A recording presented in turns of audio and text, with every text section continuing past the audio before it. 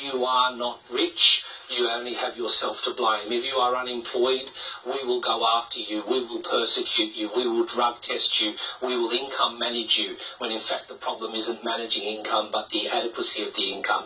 The latest survey on household spending shows 30% of Australian families are overburdened with debt as housing and education costs rise. The Australian Bureau of Statistics Household Expenditure Report shows that power and energy costs have also jumped 26% since 2009-2010.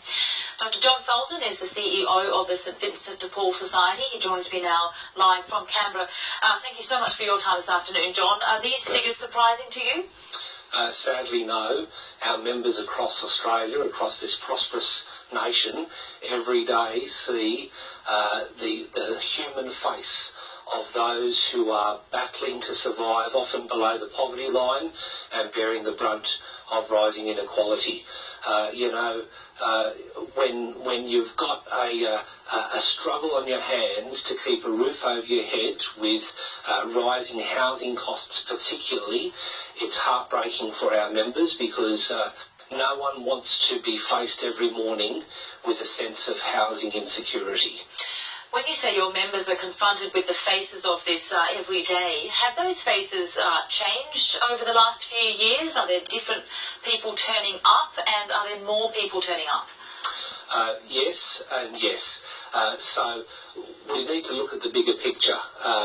What we are seeing is rising prices, rising profits, stagnating wages, and declining income support levels in real terms. I mean, we haven't seen an increase in the New Start allowance in real terms since 1994. So we're seeing some people actually going backwards.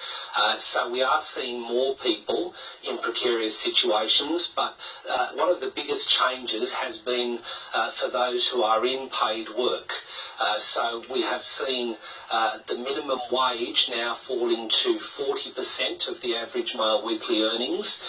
And then if you go back a little bit, the New Start allowance is a mere 40% of the minimum wage. So we're seeing increasing numbers of people who can't survive, of course, on inadequate social security benefits, which lock them below the poverty line, but also those who are in paid work that might be insecure, precarious, highly casualised, not knowing how many hours you're going to get from week to week on a very low wage. This is an enormous pressure on households. We're just going to bring up a graphic and looking at the sort of top 20%, the highest income earners, and the bottom 20% income earners. Now, on those three graphs, John, we can see that the current housing costs, the lowest 20% of earners have much higher costs. The same seems to be in terms of fuel and power, which you've alluded to, and also a higher spend on food and non-alcoholic beverages.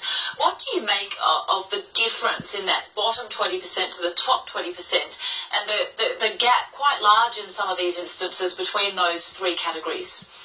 Look, it's such a great example of the fundamental injustice within our current system, where you have people who have to manage with very meagre resources being disproportionately impacted by rising costs, particularly in those areas of housing, of energy and domestic fuel, and of food.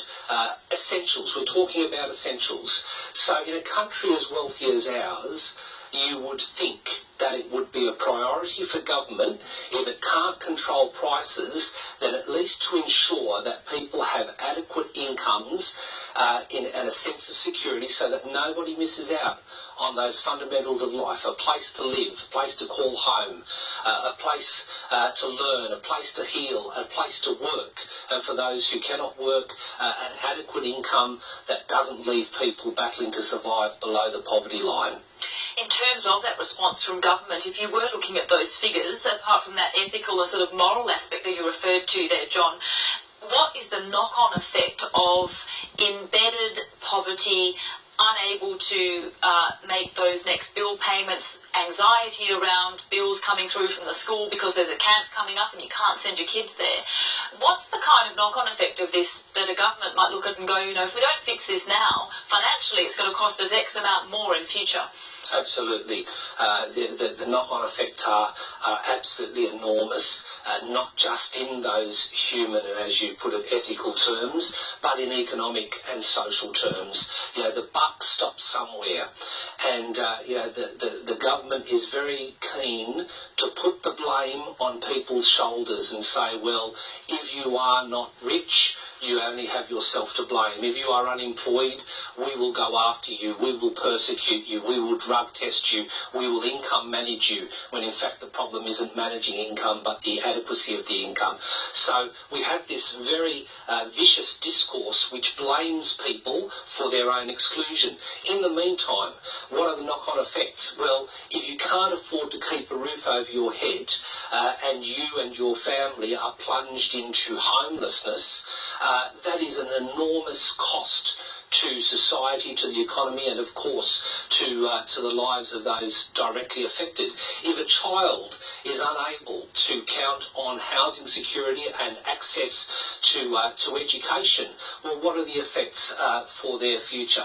You know, it's all very well to aspire to be a clever country, an innovation nation, but if we can't even take care of education and accommodation, how can we possibly dream of engaging in meaningful innovation? Dr. John Falzon, CEO of the St Vincent de Paul Society, really appreciate your time this afternoon. Thank you so much. Thank you, Kumi.